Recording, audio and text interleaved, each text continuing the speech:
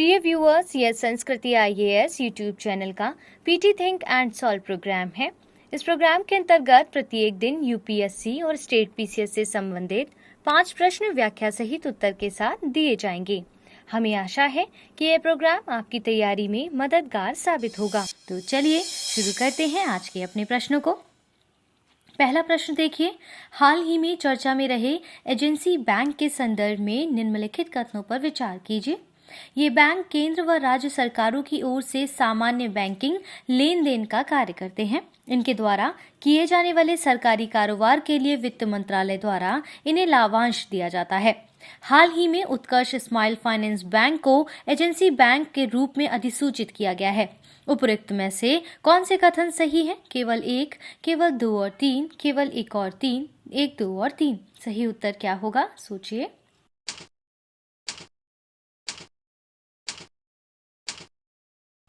Option A, हाल ही में भारतीय reserve bank ने बंधन बैंक को अपनी एजेंसी बैंक के रूप में नामित किया है।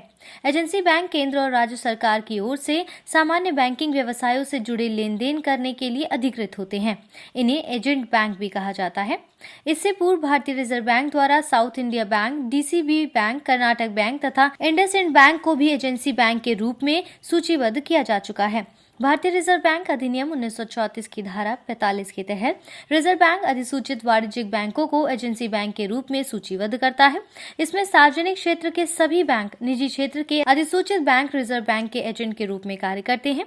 ये केंद्र एवं राज्य सरकारों की ओर से राजस्व भुगतान व प्राप्तियां, पेंशन भुगतान तथा रिजर्व बैंक द्वारा निर्देशित अन्य कार्य करने के लिए अधिकृत होते हैं। ये विदेशी एजेंट बैंक, निवेश बैंक तथा थर्ड पार्टी एजेंट बैंक के रूप में वर्गीकृत होते हैं। इन बैंकों द्वारा किए जाने वाले सरकारी कारोबार के लिए रिजर्व बैंक द्वारा इन्हें पारिश्रमिक के रूप में कमीशन दिया जाता है। एजेंसी कमीशन के गलत दावों पर रिजर्व बैंक द्वारा एजेंट बैंकों को दंडित भी किया जाता है और इसीलिए कथन 1 सही था, जबकि कथन 2 और 3 सही नहीं है। अतः विकल्प ए इसका सही उत्तर होगा। दूसरे प्रश्न को ध्यान से देखिए। विवेक चूड़ामणि मनीष पंचकम तथा सौंदर्य लहरी कृति है। कबीर, गुरु नानक देव, आदि शंकराचार्य, रामानंद।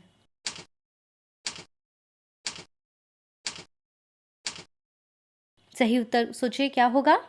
ऑप्शन सी यानी कि आदि शंकराचार्य। व्याख्या से इसको और समझने की कोशिश करते हैं। हाल ही में भारत के प्रधानमंत्री ने केदारनाथ में भारत के 8वीं शताब्दी के महान दार्शनिक तथा धर्म प्रवर्तक आदि शंकराचार्य की 12 फुट की ऊंची प्रतिमा का अनावरण किया है। वर्ष 2013 में केदारनाथ में जल प्रलय के पश्चात आदि शंकराचार्य की मूर्ति को फिर से स्थापित किया है। आदि शंकराचार्य का जन्म पेरियार नदी के तट पर स्थित केरल के कलाड़ी गांव में हुआ था। इन्हें प्रचंड बौद्ध भी कहा जाता था। इन्होंने देश के चारों कोनों बद्रीनाथ, द्वारका, कर्नाटक, जगन्नाथपुरी में 4 पीठों की स्थापना की, साथ ही अद्वैतवाद मत का भी प्रतिपादन किया था। इनकी प्रमुख कृतियां हैं पंचकोश विवेक, चित्रदीप, सौंदर्य लहरी, निर्वाण मंजरी, विवेक चूड़ामणि तथा मनीष पंचकम आदि। इस प्रकार विकल्प सी इसका सही उत्तर होगा। तीसरे प्रश्न की ओर बढ़ते हैं। प्रत्यास्थी द्वीप राज्यों हेतु आधारभूत अवसंरचना पहल है। यूएनईपी सचिवालय की, विश्व मौसम विज्ञान संगठन की, आपदा रोधी अवसंरचना गठबंधन की, विश्व बैंक की।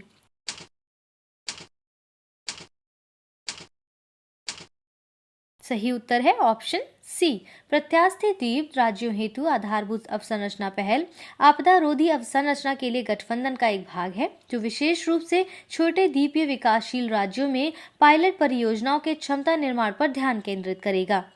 जलवायु परिवर्तन की COP26 सम्मेलन के दौरान भारतीय प्रधानमंत्री द्वारा जलवायु परिवर्तन के प्रति संवेदनशील छोटे द्वीप राष्ट्रों के बुनियादी ढांचे के विकास के लिए इसकी घोषणा की गई है। नई पहल भारत, यूके तथा ऑस्ट्रेलिया के मध्य सहयोग का परिणाम है, जिसमें फिजी, जमैका तथा मॉरिशस जैसे छोटे द्वीपीय राष्ट्रों की भी भागीदारी है। जलवायु परिवर्तन के कारण कृषि उत्पादन, मत्स्य पालन तथा संबंधित क्षेत्रों में गिरावट दर्ज की गई है, जिससे आजीविका तथा आर्थिक विकास के समक्ष खतरा उत्पन्न हुआ है। इसके अलावा जलवायु परिवर्तन से उत्पन्न चरम मौसम आर्थिक रूप से विनाशकारी प्रभावों के साथ भूमि, अचल संपत्ति और बुनियादी ढांचे को नष्ट कर रहा है। छोटे द्वीपीय विकासशील राज्य इससे सर्वाधिक प्रभावित हैं। इस प्रकार विकल्प सी इसका सही उत्तर होगा। चौथे प्रश्न को ध्यान से देखिए। ई छावनी पोर्टल के संदर्भ में निम्नलिखित कथनों पर विचार कीजिए।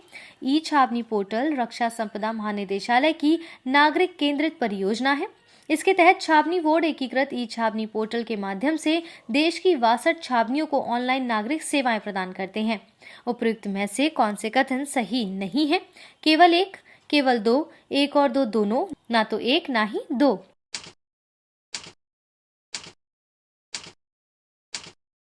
सही उत्तर क्या होगा? जल्दी से सोच के बताइए। ऑप्शन डी, नई छावनी रक्षा संपदा महानिदेशालय की एक नागरिक केंद्रित परियोजना है। इस पहल के तहत छावनी बोर्ड एकीकृत ई छावनी पोर्टल के माध्यम से देश की 62 छावनियों में 20 लाख से अधिक निवासियों को ऑनलाइन नागरिक सेवाएं प्रदान करते हैं। इसके तहत सामुदायिक हॉल बुकिंग, जल टैंकर बुकिंग, जल व सीवरेज कनेक्शन, व्यापार लाइसेंस देने तथा 78 अन्य सेवाओं के लिए विविध संग्रह के तहत वित्तीय प्रोत्साहन प्रदान किया जा रहा है। रक्षा मंत्रालय के अनुसार ई छावनी पोर्टल पर इन सेवाओं का उपयोग करने वाले और डिजिटल तथा कैशलेस मोड में भुगतान करने वाले निवासियों को गैर कर शुल्क तथा शुल्क पर 2% तक की छूट मिलेगी। मंत्रालय ने कहा है कि उन निवासियों को संपत्ति कर राशि में छूट प्रदान करने का भी प्रस्ताव है जो ई छावनी मॉडल ऑनलाइन भुगतान सुविधा का लाभ उठाते हैं।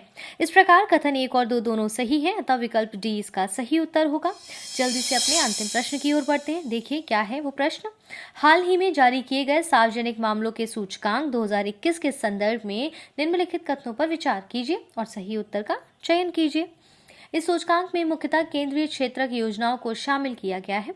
इस सूचकांक में समग्र रूप से उत्तर प्रदेश को पहला स्थान मिला है तथा यह मुख्यतः 3 स्तंभों समता, समृद्धि तथा सततता पर आधारित है।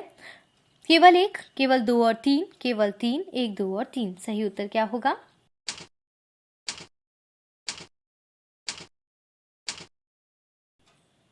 ऑप्शन सी, हाल ही में सार्वजनिक मामलों के विभाग द्वारा पब्लिक अफेयर्स इंडेक्स 6ठा संस्करण जारी किया गया है। PAI मुख्यतः 3 स्तंभों पर आधारित होता है। इसमें समग्र रूप से केरल को प्रथम तथा उत्तर प्रदेश को अंतिम स्थान प्राप्त हुआ है। इसमें मुख्यतः 5 केंद्र प्रायोजित योजनाओं का विश्लेषण शामिल है जो स्वास्थ्य, शिक्षा और आजीविका के प्रमुख विकास मानकों में सहायता करते हैं। महात्मा गांधी ग्रामीण रोजगार गारंटी योजना, राष्ट्रीय स्वास्थ्य मिशन, एकीकृत बाल विकास सेवाएं, समग्र शिक्षा अभियान और मध्याह्न भोजन योजना। रिपोर्ट में कोविड-19 महामारी के दौरान उनके प्रदर्शन के आधार पर राज्यों की रैंकिंग भी शामिल है। इस प्रकार कथन 1 और 2 सही नहीं है, जबकि कथन 3 सही है, अतः विकल्प सी इसका सही उत्तर होगा।